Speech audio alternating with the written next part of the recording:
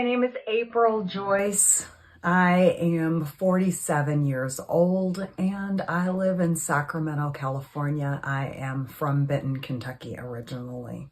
I have been vegan since November 14th, 2019. So it will be 5 years on my next veganiversary.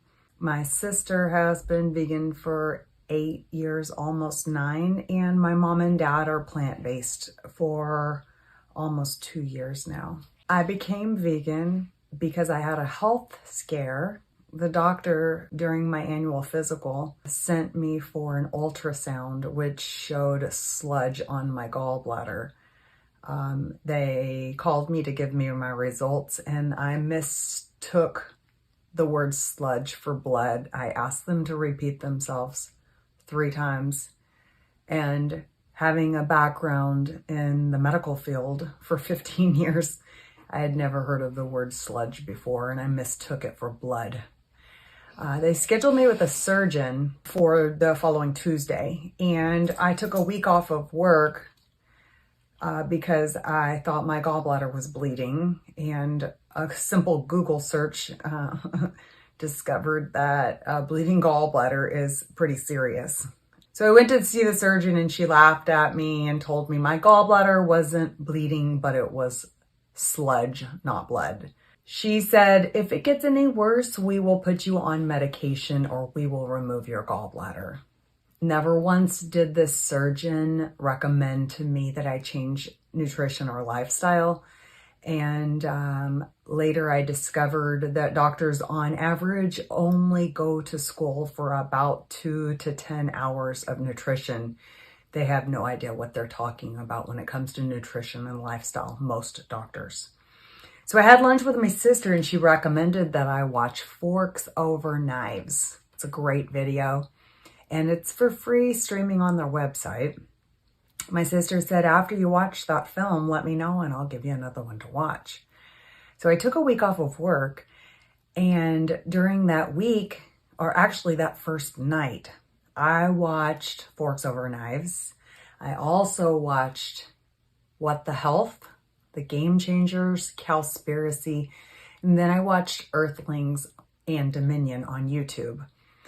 All of these movies I watched on my own accord, and I took the time off of work to watch them. And I stayed up in the middle of the night crying while I watched Earthlings and Dominion because I had no idea what took place in factory farming and the animal agriculture industry. So I was born and raised in Kentucky hunting and fishing, and it was a normal part of life, and eating animals was a normal part of life. And I realized that I had been socially conditioned to eat animals and think it was normal. So not only did I think it was normal, I thought it was healthy and that animals contain vitamins or minerals or nutrients or protein that my body needed. Well, after watching those films, I had some more time. I watched some more. I ended up watching so many documentaries. In fact, I ended up quitting my job, going back to school, changing careers. I left a toxic relationship and I moved 2,200 miles away from home to be in Sacramento, California, near like-minded people, more vegans, and to continue my education and my career. I got to intern directly underneath a board-certified lifestyle medicine professional. I became a member of the Physicians Committee on Responsible Medicine and a member of the American College of Lifestyle Medicine. I got my personal training certification. I also obtained my certification in clinical plant-based nutrition and a food as medicine certification through the American College of Lifestyle Medicine. I am now self-employed entrepreneur, business owner, coach, personal trainer, lifestyle and performance medicine coach, clinical plant-based nutritionist, yoga instructor, professional vegan chef, And I also love pet sitting because my love for animals and all animals, non-human and human animals on the face of the planet, has just grown exponentially. I feel like my compassion and empathy are higher now than they ever have been in my life. So after I went vegan, and rather than calling it vegan, I'd prefer to just say I'm animal free. There's such a negative connotation behind the word vegan, and so many people think that we're no fun at parties. I get that one a lot. People think that we are militant, extreme, which really there's nothing extreme about it other than I eat more food, better food now than I ever have in my entire life. And I can veganize anything. I can make delicious food. Oh, I forgot to mention I'm a professional vegan chef also. And I just passed my exam for my state license in California as a health and insurance administrator. I have watched my life exponentially improve. Mentally, physically, financially, emotionally, spiritually. I watched my bank account double, triple, quadruple. I am off 8 medications. So I'm off of 4 different medications for pain and inflammation, and I'm off of 4 medications for ADHD, mood disorder, anxiety, and bipolar. I am amazed with how clear my mind is, how much better I think, how much happier I am, and not just changing my nutrition, but working on my mindset underneath my coach and mentor in lifestyle medicine. I learned techniques on improving my mindset, improving my happiness. So I've been keeping a gratitude journal for approximately 4 years now. And I have 3 different books, journals that I keep every night. And I write at least 5 different things I'm grateful for every night before I go to bed. And at first it was kind of difficult until I just started becoming more and more happy and more grateful and seeing all these things in my life that are just amazing. But in one of my gratitude journals, I had begun to document how many people that I had helped transition to vegan or convert to vegan. I like to think I'm not responsible for that because the person themselves that makes that choice, they're the ones who are responsible. I'm just a tool to help and inspire and plant seeds. So, and to educate. I'm passionate about education and teaching. So I have inspired and educated and taught so many people. In my gratitude journal, the list, I had 20, 30, 40, 50 different people. And now I hear from people on a regular basis through the internet that you wouldn't believe how inspiring you are and how much you have affected me and changed my life and my eating habits and made me think about this or that differently. So even if I don't help someone convince them to be 100% vegan, even if they're 70% more, 80% more, 90% more plant-based, or if they just think about their food choices a little bit more, this world's going to be a lot better place. So the activism that I do, I have volunteered for sanctuaries, volunteered for animal rescues, volunteered at animal shelters, and I have marched at the state capitol for the ban factory farming bill. I do pop-ups where I cook and share my food with others, and we donate for local animal sanctuaries. I do activism online as much as possible. I like to share information as much as I can. I try my best to not be judgmental. I think oftentimes people will hear this message and think that we're judging, when in fact it's often a guilty conscience. I try to be as loving as possible, and non-judgmental with my activism. But I'm human, so I'm sure I do rub people the wrong way, even though my intentions are meant sincerely with love. Difficulties, I would say, watching my friends and family and loved ones getting sick from cancer, stroke, diabetes, obesity, heart disease, gastrointestinal disease, autoimmune disease, seeing people in denial, seeing people not want to change, just like anything else in life.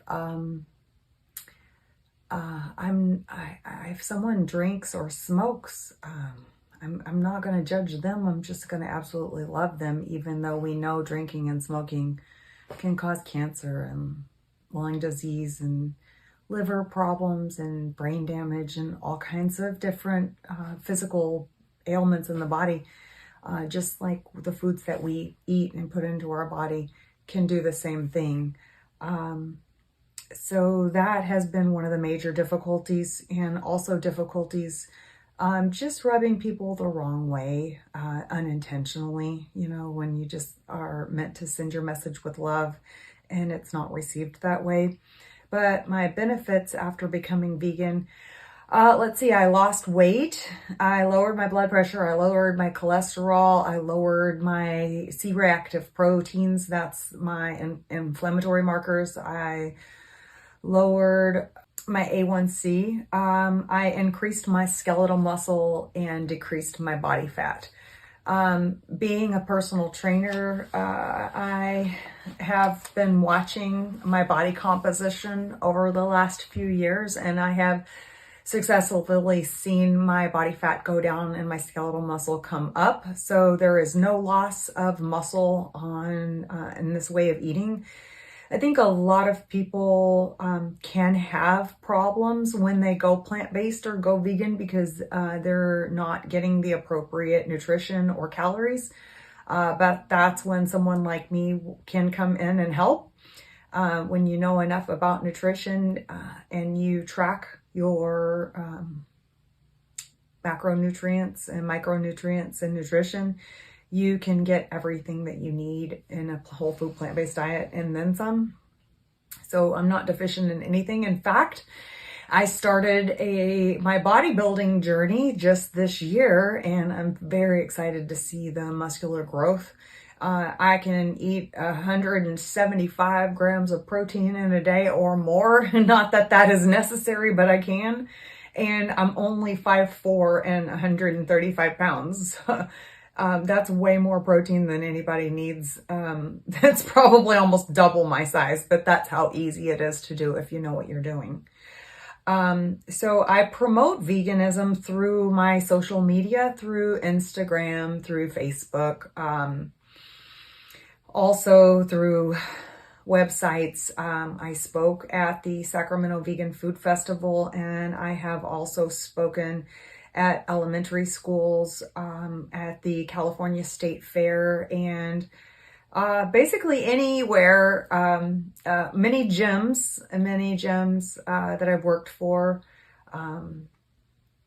anything I can to promote a healthy lifestyle, especially because this is endorsed by the American Academy of Dietetics, the Physicians Committee of Responsible Medicine, and the American College of Lifestyle Medicine. This way of life, a predominantly plant-based nutrition, basically, when it comes to eating animals, less is better and zero is best. So when we look at our comparative anatomy and physiology of a human versus a dog or a cat or a bear or a wolf, we can break them down into categories of what their needs are, which a carnivore is a cat, like a lion or a tiger or a jaguar or a cougar. A true omnivore is like a bear, dog, or a wolf. Omnivores aren't able to do this with their jaw. omnivores do not have a mandibular jaw. And there's no omnivore on the face of the planet who has a mandibular jaw. There's no omnivore on the face of the planet who has an appendix. And omnivores are different than an herbivore. An herbivore is like a donkey or a camel or a horse or a goat. And then we have frugivores, which are apes and orangutans and bonobos. Humans are predominantly frugivores. Omnivore is just something that we've called ourselves kind of to justify eating animals, even though our comparative anatomy and physiology, our body chemistry is different. Our circadian rhythm is different. Our eyesight is different. Carnivores see in black and white, and we see in color. We have a mandibular jaw. Our teeth are different. We don't have canines, and we have all these flat molars for grinding. We don't have talons on our hands, long canines, and we don't run on all fours or fly like birds of prey to catch we're not predators where we catch our prey with our bare hands and our teeth and eat them raw. We have a very, very long digestive tract like an herbivore, not a short digestive tract like a true carnivore or even an omnivore like a bear, dog, or a wolf. So our pH is also different. When a human eats animal flesh, it contains glycylneurominic acid and arachidonic acid. And basically, the acidic properties in animal flesh, when we eat it, what happens, the biochemistry that starts taking place in our body is we will leach the calcium out of our bones to balance our pH. It's called metabolic acidosis. And I know those are a bunch of big, long words, but basically it means that we're prematurely aging ourselves. So we get things like cancer and osteoporosis, osteoarthritis, hair loss, bone loss, tooth loss, nail. Anyway, so many different things about our anatomy versus if you take a look at a bear or a dog or a wolf, or a bird of prey or a snake or a reptile, you see a jaw that only opens and closes like this. They bite their prey, they swallow it whole. It sits in their stomach for a day or two while acid in its stomach breaks it down, and it's pushed through a really short digestive tract. Humans eat another animal and it sits in our stomach for 3 or 4 hours, and then it gets pushed through the duodenum, large intestine, small intestine, colon, and it sits there for hours and hours and hours or days. Our bodies just aren't adapted to do that. And we look at primates. There are over 350 species of primates on the planet, and over 2/3 of them don't eat animals at all. And the 1/3 that do, it's less than 3% of their diet. Less than 3% of their diet. So we're talking such a small amount, and it's basically only if they have no other food sources available or if they're mentally ill. Sometimes larger primates will kill the babies of other primates when they're mentally ill. So anyway, enough science and nerding out on you. I just wanted to share my story of how much going plant-based has changed my life and improved my life for the better. My ideas and views on veganism are, I wouldn't eat a dog or a cat. On Thanksgiving, I wouldn't put a flamingo or a bald eagle on my table. And what's the difference between a turkey or a bald eagle? And really, what's the difference between a dog or a cat or a horse versus a cow or a pig? And then when you really look at it, flesh is flesh. So what's the difference between dog flesh versus cow flesh? I wouldn't eat a Labrador retriever for dinner, and I also wouldn't eat a human for dinner. I really don't want to eat flesh in general. The longer I become vegan, the more it's just so different, like a different way of life. And it's hard to see others eat animals the longer I go without eating them. Just because when I look into the eyes of an animal, I see a soul, a living, breathing being that has feelings and emotions. And anyone who has a pet realizes that that little guy or girl has such a personality. They get their feelings hurt, they get upset, they cry, they have pain. And what goes on in the animal agriculture industry is just pretty cruel. If my message can just reach one person or plant a seed in anyone, I would just hope and pray that it would inspire you to maybe do some research. This is not propaganda. This is not a conspiracy theorist sitting here in front of you, but what I do know is I have something special inside of me, and my life has just changed so much, and so much for the better. I'm just so thankful and grateful. Being vegan just was the turning point in my life to so many better things and better choices and changes. I have a completely different mindset, and I'm calm, peaceful, open-minded, coachable, a good listener with great retention skills. I am strong, happy, successful, pain-free, confident. People want to hear what I have to say, and everything is always working out for me. I realize that the universe is conspiring in my favor. My credit score has grown tremendously, and my life has improved so much. Oh, my acne is gone. My skin is clear. My skin is like glowing. And I feel so much better. My digestive problems are gone. My periods, I no longer have back pain or painful periods. And everything about my life is just so much better. And I have the best friends in the world here in Sacramento, California. There's such a great vegan community, and we have so much fun. We have dance parties. I'm in a hiking group, a roller skating group. I go to potlucks and parties, game nights, just such a great community out here. And so for any person out there who feels like they're alone in a world full of non-vegans, just know that you're not alone. There's a lot of us out here, and there's a lot of us out here who love you and want to help you. And whether you're vegan or not yet vegan or skeptical or whatever it might be, just reach out, because let me tell you, we want to help you. And Ruby, no, this is Heidi. Heidi says hello and she loves you. And Heidi is actually a true omnivore, which they're meant to eat plants and animals. But the longest living dog on the face of the planet was plant-based. Bramble, it was his name. If you look that up, Bramble lived to be 25 years old. Heidi is on a vegan diet, and her little brother over here is also on a vegan diet. So animals can really thrive on plant-based food. And I think they feel your energy too. So we don't eat them, and we don't eat their friends, and they thrive. So on average, a vegetarian is going to live approximately 7 years longer than their omnivore human counterpart, and someone who eats whole food plant-based is going to live 10 to 15 years longer than their omnivore counterpart. So we are making ourselves really just more resilient, less inflammation, less pain, faster recovery.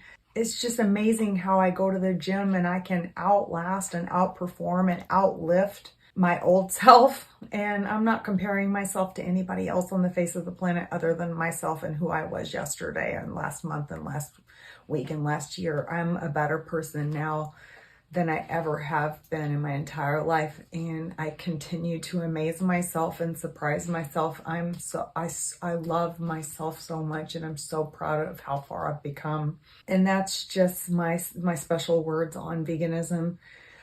When I die, I'm not sure yet if I want to donate my body to science, or if I want, I'd love to be able to have medical discoveries made as far as what plant-based nutrition can do as far as our brain chemistry goes, reversing atherosclerosis. Also, that we have links to Alzheimer's, Parkinson's, and dementia because of cholesterol deposits in our brain.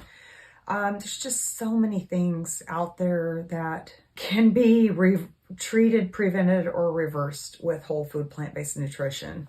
And just like any other diet out there, veganism really isn't a diet, because we can eat Oreos and French fries and still be vegan. I'm talking about predominantly whole food plant-based nutrition without processed foods, without additional sugars, oil, and salts and things like that, preservatives and additives. But even though I eat whole food plant-based predominantly, I'm definitely vegan for the animals.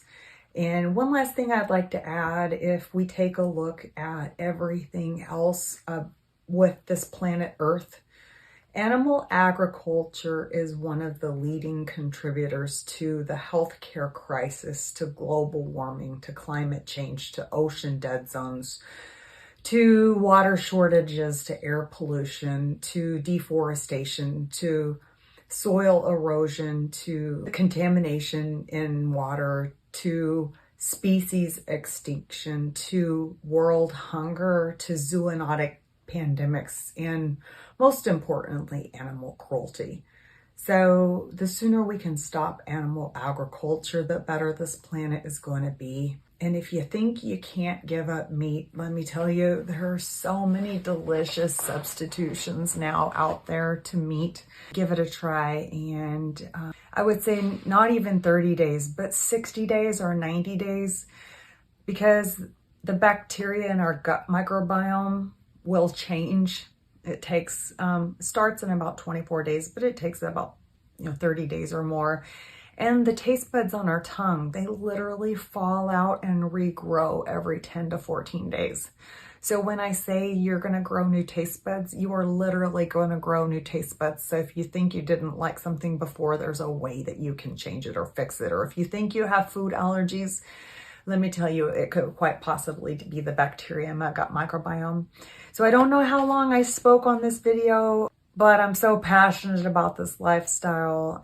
It's easy to talk for hours. So I hope you all have a great life, and please reach out to me. You can find me on Facebook. You can find me on Instagram. You can call me. You can text me. You can instant message me. You can email me. I am here to help, and I am happy to do that. It's my passion in life. And because I love you, and I love helping, and I love making the world a better place. Peace, life, love,